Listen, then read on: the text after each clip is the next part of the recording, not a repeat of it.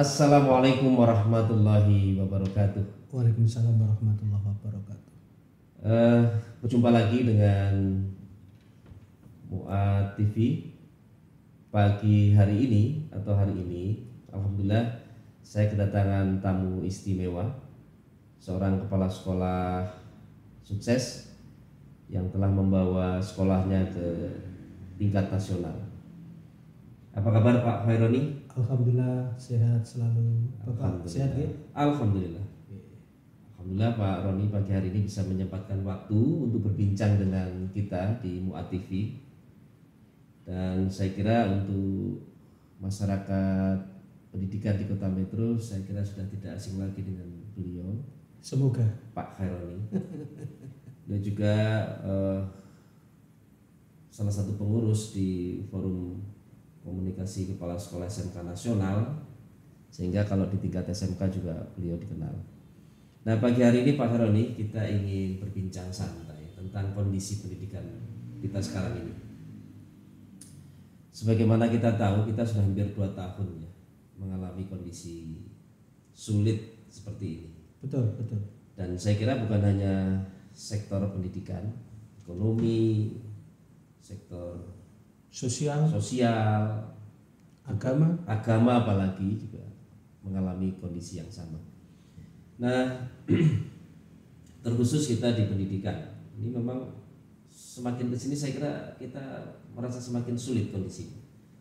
Mau belajar tatap muka juga jadi dilema, tidak juga dampak kita pandemi ini luar biasa. Nah, kira-kira menurut Pak Khaironi ini secara umum seperti apa kondisi kita setelah 2 tahun ini kita mengalami pandemi ini Pak Khaironi? Silakan Pak Roni. ya.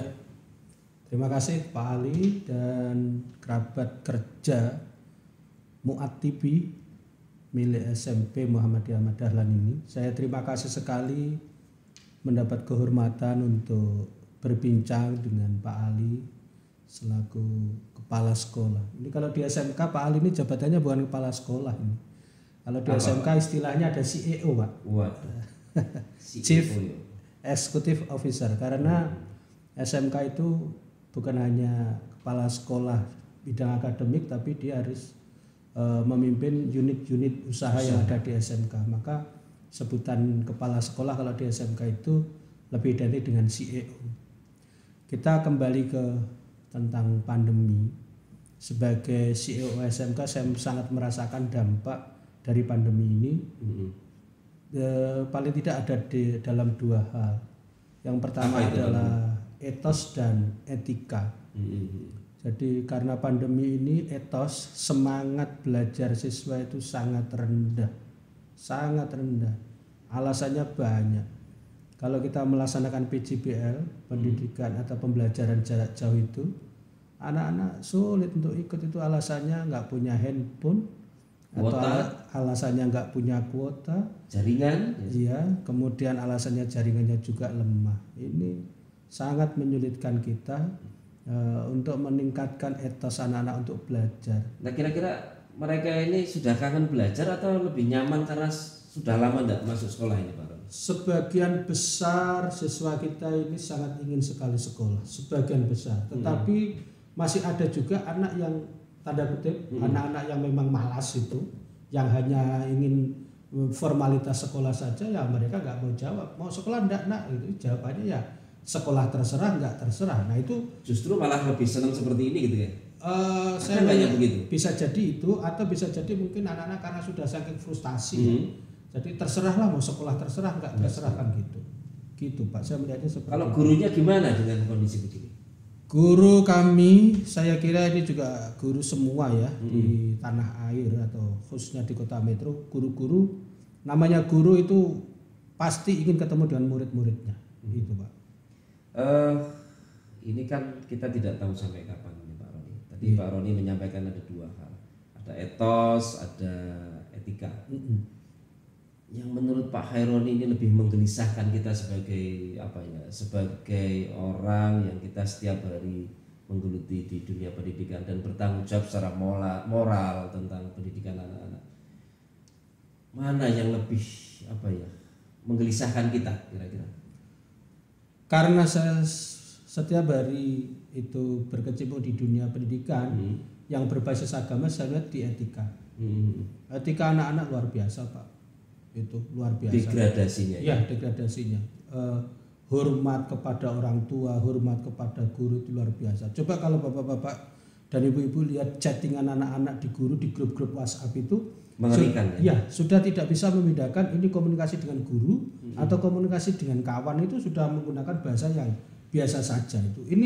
Ini sebuah gambaran bahwa terjadi degradasi moral atau etika anak-anak kita, hormat kepada gurunya sangat rendah. Sangat rendah. Nah, pemirsa dan Pak Heroni, kira-kira mengembalikan ini lagi, kembali kepada katakanlah titik nol, jangankan bicara meningkat, kembali ke titik nol sebelum pandemi. Ini sejauh mana kesulitan kita? Saya belum bisa memberikan gambaran seperti apa nanti kita mengembalikan kepada posisi semula, tetapi saya memperkirakan situasi anak-anak ini bisa kembali kepada etika yang bagus itu membutuhkan waktu 1 periode belajar. Contohnya begini, dari anak kelas 1 sampai kelas 6 itu kondisinya pasti akan sama. Nah, nanti baru anak kelas 1 yang baru itu nanti akan kita bangun etika yang lebih bagus. Jadi artinya tidak cukup 1 tahun ke depan mengembalikan, tidak cukup. Satu regulasi kalau SMP 1, 2, 3. Ya, paling SMK, tidak ya. SMK itu kelas berapa? 11, 12. Habis dulu masa ini ya. Habis dulu masa ini baru diganti masa yang akan datang. Tapi saya juga tidak yakin karena anak-anak TK, anak-anak PAUD kan juga mengalami kondisi yang sama. Iya, karena pembelajarannya juga jarak jauh. Ini juga saya juga tidak bisa memperkirakan nanti seperti apa. Kegelisahan kita adanya learning loss ya, apa pembelajaran yang kalau kita tidak mau bilang lost generation gitu terlalu jauh, tapi ini kan ada ruang kosong yang kemudian harus kita tutupi. Nah, kira-kira apa kiat ke depan Pak Roni? Menurut saya begini, ketika nanti sudah dibuka pembelajaran langsung atau tatap muka, maka stressing kita, penekanan kita itu ada satu adalah pendidikan moral, baik moral agama maupun moral budaya kita secara umum. Iya. Kemudian yang kedua, kita perbanyak ekstrakurikuler, kepanduan, baik kalau di Muhammadiyah kan ada Hizbul Waton, kalau di nasional kita ada kepramukaan, itu yang kita genjot. Kemudian seperti PBB, pendidikan baris berbaris, itu kita genjot. Kemudian ekstrakurikuler yang lainnya. Kalau yang pengetahuan itu saya kira bukan kita nomor 2 kan, tetapi yang kita tekankan adalah pada ekstrakurikuler itu. Dalam rangka mengembalikan. Ya, satu mengembalikan etos, semangat, yang kedua etika. Karena di ekstrakurikuler itu kan selain ada pembimbing, ada pelatih, juga ada kakak senior dan junior. Nah, itu nanti akan membangun kembali. Dan lebih pembiasaan baik. Ya. Gitu ya. Ya, kan di ekskul itu kan lebih seperti itu. Ya, kalau nanti langsung masuk di kelas itu nanti anak juga kesulitan. Ya. Baik, mungkin Pak Roni selaku kepala sekolah, selaku juga wali murid, saya kira apa yang Pak Roni harapan ke depan gitu ya, kepada mungkin ya pemerintah juga insan pendidikan untuk menyikapi ke depan supaya ini kita segera move on lah gitu. Harapan saya yang pertama segera dibuka pembelajaran ini dan kita bersahabat dengan virus. Gitu ya. Tentunya virus corona ini.